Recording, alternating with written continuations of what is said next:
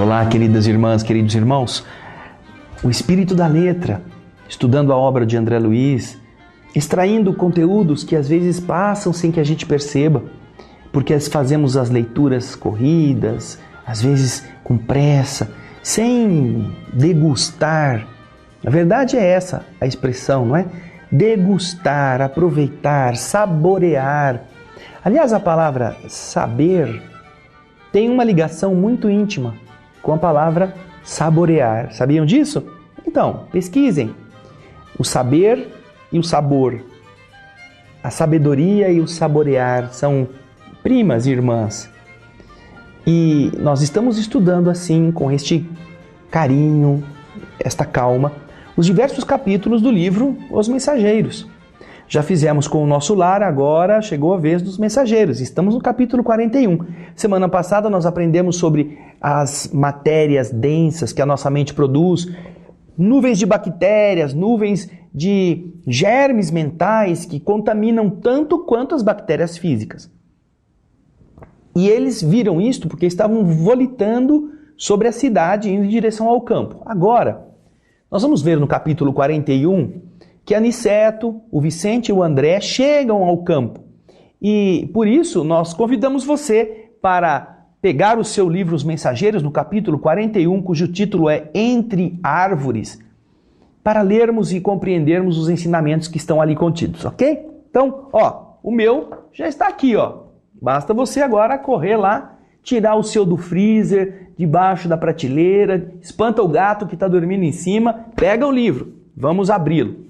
Decorridos alguns minutos, atingíamos pequena propriedade rural, povoada de arvoredo acolhedor. Laranjeiras em flor perdiam-se de vista, bananeiras estendiam-se em leque, enquanto o goiabal, de longe, parecia uma mancha forte de verdura.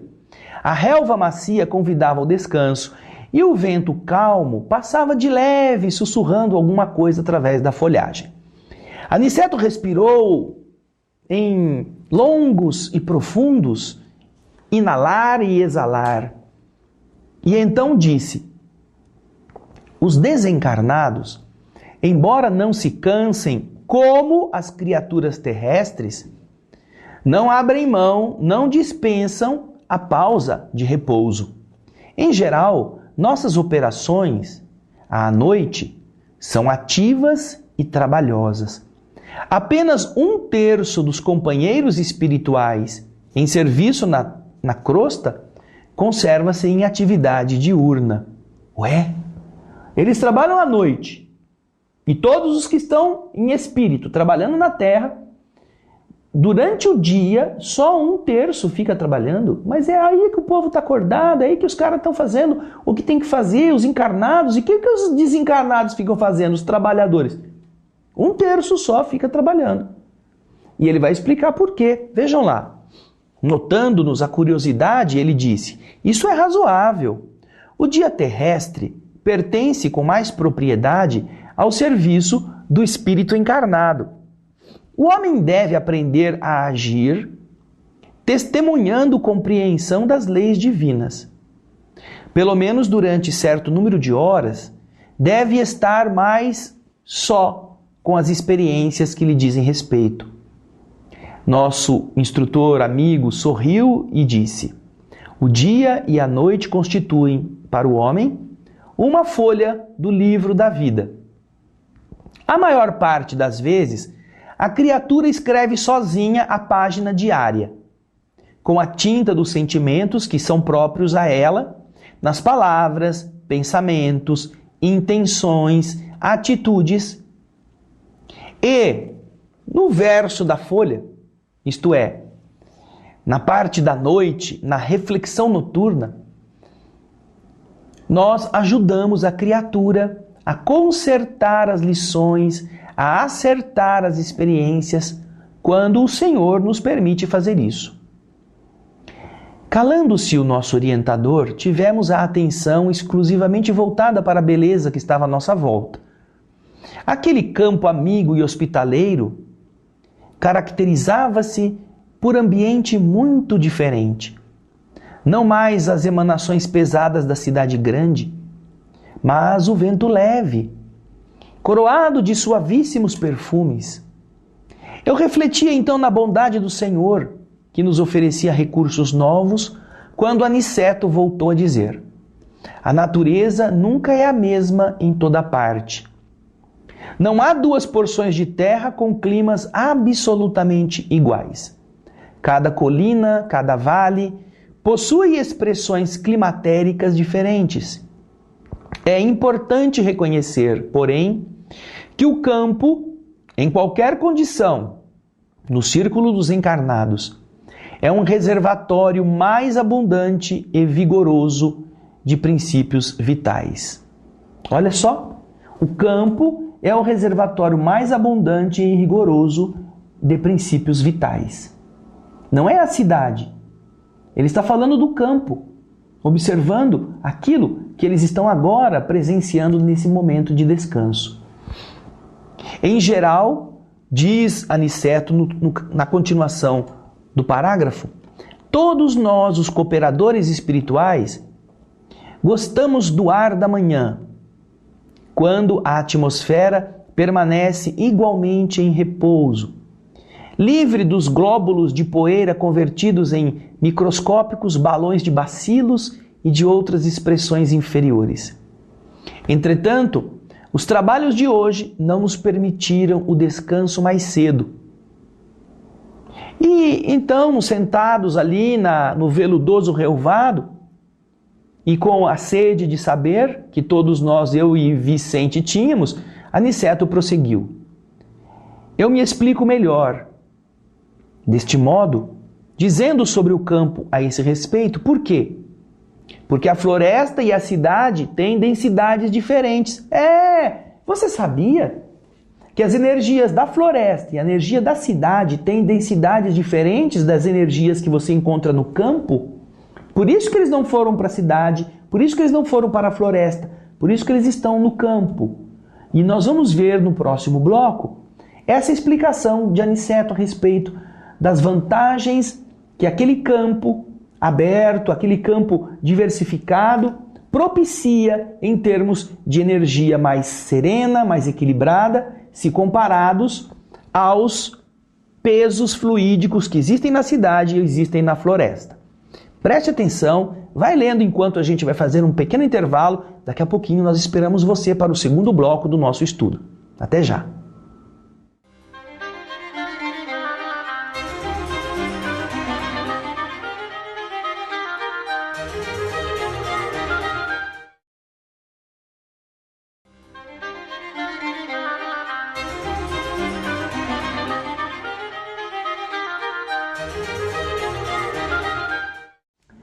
Estamos de volta com o estudo do livro Os Mensageiros.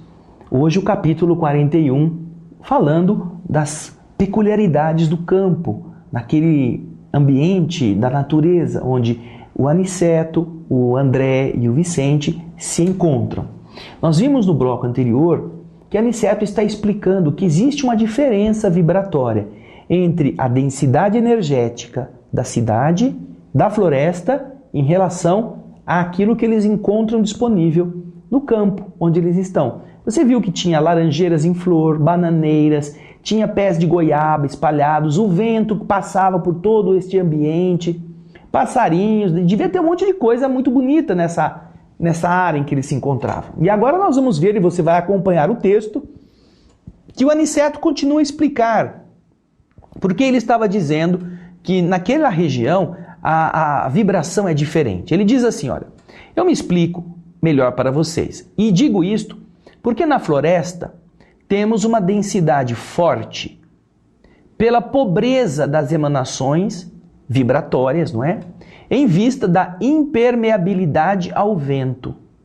Aí, o ar costuma converter-se em elemento asfixiante pelo excesso de emissões dos reinos inferiores da natureza. Na cidade, a atmosfera é compacta e o ar também sufoca pela densidade mental das mais baixas aglomerações humanas. No campo, dessa maneira, temos o centro ideal. E mostrando as árvores que estavam ao nosso redor, balançando, continuou dizendo: reina aqui a paz relativa e equilibrada da natureza terrestre. Nem a selvageria da mata virgem, nem a sufocação dos fluidos humanos. O campo é nosso generoso caminho central, a harmonia possível, o repouso desejável. Embalados ao pio de algumas juritis solitárias, repousamos algumas horas, magnificamente asilados no templo da natureza. Com as primeiras tonalidades do pôr do sol, do crepúsculo, Aniceto nos convidou a um passeio rápido pelas imediações. Reconhecia que estávamos muito mais bem dispostos. Somente depois de nos locomovermos por alguns minutos, observei que nas vizinhanças havia grande quantidade de trabalhadores espirituais. Olha só, não era só o André Luiz, ou o Vicente, ou o Aniceto que se encontrava ali. Naquela região, muitos trabalhadores espirituais estavam também em ação, recolhendo energias, trazendo espíritos, acompanhando encarnados, fazendo algo que pudesse extrair daquele ambiente as energias positivas, que no plano espiritual eles poderiam beneficiar-se com isto. Em face das minhas interrogações, o nosso mentor explicou: o campo, André, é também vasta oficina para os serviços da nossa colaboração ativa. E mostrando os servidores que iam e vinham, considerou: o reino vegetal possui cooperadores numerosos. Vocês possivelmente ignoram que muitos irmãos se preparam para o mérito de uma nova encarnação no mundo, prestando serviço aos reinos inferiores. O trabalho com o Senhor é uma espécie de escola, uma escola viva em toda parte. Nesse momento, nossa atenção foi atraída por significativo movimento na estrada próxima. Mas antes da gente falar deste movimento, você já pensou neste conceito que nós vimos aqui no livro, que tantos trabalhadores do plano espiritual fazendo o esforço no bem como uma forma de conquistar vantagens para uma vida futura em melhor condição? O serviço ao reino da natureza. Nós vimos no livro Nosso Lar que nos capítulos finais, Narcisa, precisando ajudar André a salvar Ernesto, que está obsedado por duas entidades. O Ernesto era o segundo marido da esposa do André, que havia tomado o lugar do André, a família do André, a casa do André. E o afeto da esposa do André, a Zélia. Ele vê o seu, vamos dizer, o seu antagonista na cama, passando mal, e duas entidades atuando sobre ele. André não sabe o que fazer, vence o ciúme atroz, pede ajuda de Narcisa, Narcisa vem de Nosso Lar, quando vê a situação, vê que realmente o caso é grave, sai então Narcisa com o André à rua, batem a alguma das árvores que estão ali, chamam, segundo diz André Luiz, ela faz um sinal, surge um ser da natureza, surge um daqueles ajudantes que estão cuidando dos vegetais nos reinos inferiores. E ali ela pergunta onde é que há determinado tipo de árvore, e a entidade informa a ela na região onde ela iria encontrar seres que nos diversos níveis evolutivos estão cuidando da natureza. E isto é muito importante que nós não nos esqueçamos. Você viu aqui, o reino vegetal possui cooperadores numerosos. Vocês possivelmente ignoram que muitos irmãos se preparam para o mérito de uma nova encarnação no mundo, prestando serviço aos reinos inferiores. Está aqui avisado. E, naturalmente, no plano espiritual isso é tão importante quanto também o é no plano material. O respeito que nós devemos ter para com as dádivas da vida em todas as áreas. Não apenas com relação ao nosso ganha-pão, mas também em preservar tudo aquilo que, sendo origem divina, representa um degrau na evolução da humanidade, um degrau no crescimento espiritual daqueles seres. Os bichos, as plantas, os insetos, todos estão, tanto quanto as moléculas, os átomos, as substâncias, todos estão apoiando-se mutuamente para que eles possam cooperar com a próxima etapa, mesmo até doando o seu próprio corpo para que os que estão acima deles se abasteçam.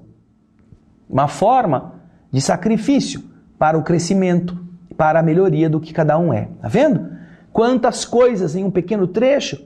Isso que é o espírito da letra. Você lê e tira esse ensinamento que André Luiz colocou ali para que a gente pudesse dar uma de garimpeiro, ir lá pegar o ouro, aquilo que, como pepita, está bem guardadinho, tá bem? Nós vamos para o último bloco daqui a pouco e é aí que você vai ver coisa muito interessante.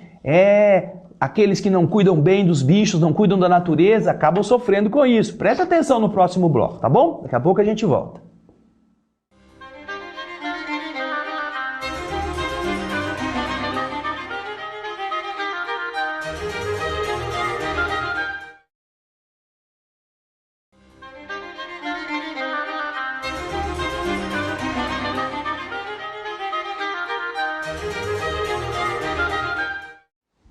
Estamos de volta com o estudo do capítulo 41 do livro Os Mensageiros. E você viu no último bloco que André Luiz, Vicente e Aniceto começaram a ver naquela região do campo onde eles estavam um movimento numa estradinha que estava por ali, devia ser uma estradinha de terra, né? Uma estradinha no campo. Não era uma autopista, não era uma grande estrada, não. E então, diz André, acompanhando o texto, dirigimos-nos para lá, seguindo os passos de Aniceto, que parecia adivinhar o acontecimento. Observei então um quadro interessante. Um homem estava caído pela terra numa poça de sangue, ao lado de pequeno veículo sustentado por um muar, um burro, que estava muito impaciente, dando mostras de grande inquietação. Dois encarnados, duas pessoas vivas, não é? Prestavam socorro ao ferido, com muita pressa. É preciso conduzi-lo à fazenda, não podemos perder tempo, dizia um deles aflito. O outro respondia, eu estou com medo que ele tenha fraturado o crânio. O número de desencarnados que auxiliava o pequeno grupo, todavia, era muito grande. Ou seja, havia mais espíritos do que encarnados ali. Um amigo espiritual que me pareceu ser o chefe naquela aglomeração recebeu Aniceto e a nós com respeito, deferência, simpatia e explicou rapidamente o ocorrido.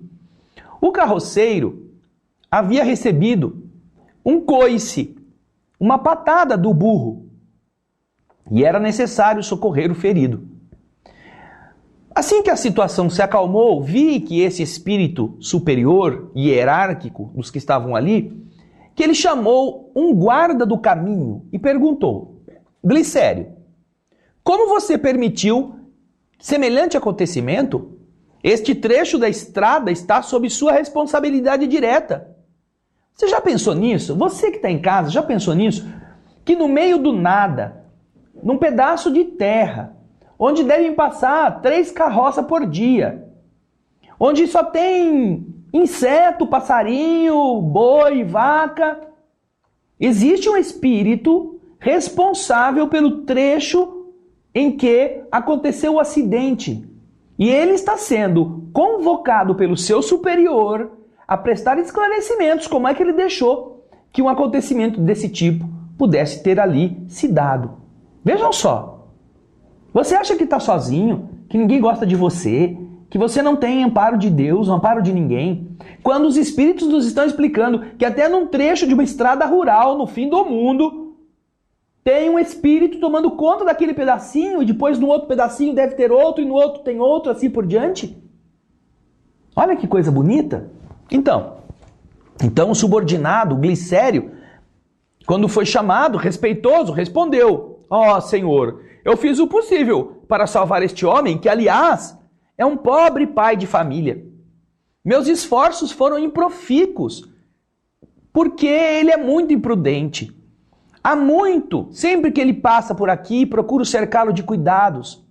Entretanto, o infeliz não tem o mínimo respeito pelos dons naturais de Deus. É de uma grosseria inominável para com os animais que o auxiliam a ganhar o pão.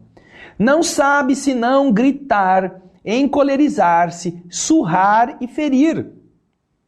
Tem a mente fechada às sugestões do agradecimento. Não estima senão a praga e o chicote. Hoje, tanto perturbou o pobre animal, este animal que o ajuda, que aguenta os seus desatinos, tanto o castigou, que ele próprio pareceu mais animalizado. Quando ele se tornou quase irracional pelo excesso de fúria e de ingratidão, meu auxílio espiritual se tornou ineficiente. Atormentado pelas descargas de cólera do condutor, o burro humilde o atacou com a pata. O que eu posso fazer? Minha obrigação foi cumprida. O superior, que ouvia atenciosamente as alegações, respondeu sem hesitar: você tem razão. E como dirigisse o olhar a Aniceto desejando aprovação, nosso orientador afirmou: auxiliemos o homem enquanto esteja em nossas mãos. Cumpramos nosso dever com o bem, mas não desprezemos as lições. Esse trabalhador imprudente foi punido por si mesmo. A cólera é punida por suas consequências. Ao mal segue-se o mal. Se os seres inferiores, nossos irmãos no grande lar da vida, nos fornecem os valores do serviço, devemos dar-lhes, por nossa vez, os valores da educação. Ora, ninguém pode educar odiando, nem edificar algo de útil com a fúria e a brutalidade. E indicando o grupo que conduzia o ferido a uma casa próxima, concluiu imperturbável: como homem comum, nosso pobre amigo sofrerá muitos dias chumbado ao leito. Entre as aflições dos familiares, vai se demorar um tanto a restabelecer o equilíbrio orgânico. Mas, como espírito eterno, recebeu agora uma lição útil e necessária. Altamente surpreendido, reparei na grande serenidade do nosso orientador e comecei a compreender que ninguém desrespeita a natureza sem o doloroso choque de retorno a todo tempo. Viu que coisa linda? Viu que coisa interessante? Você viu como nossa ação repercute na vida e a natureza, os seres que nela estão, positiva ou negativamente nos respondem?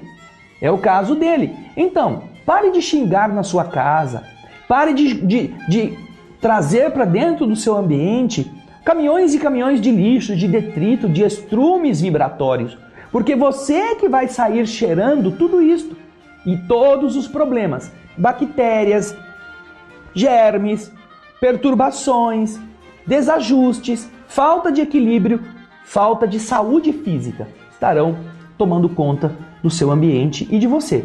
Por isso, querida irmã, querido irmão, pense bem neste ensinamento do capítulo 41. E eu acredito que ele é muito rico, que vale a pena você ler e pensar direitinho. Não é só questão de ecologia, não. É de sabedoria espiritual. E esperamos que estes conceitos de Aniceto, que o Espírito da Letra está trazendo a você, ajude você a respeitar melhor as plantas, os animais, para amar melhor as pessoas. Isso é muito importante, porque todos somos filhos de Deus e todos precisamos do carinho uns dos outros. Obrigado pela sua audiência, obrigado pela sua presença, até o próximo e muita paz.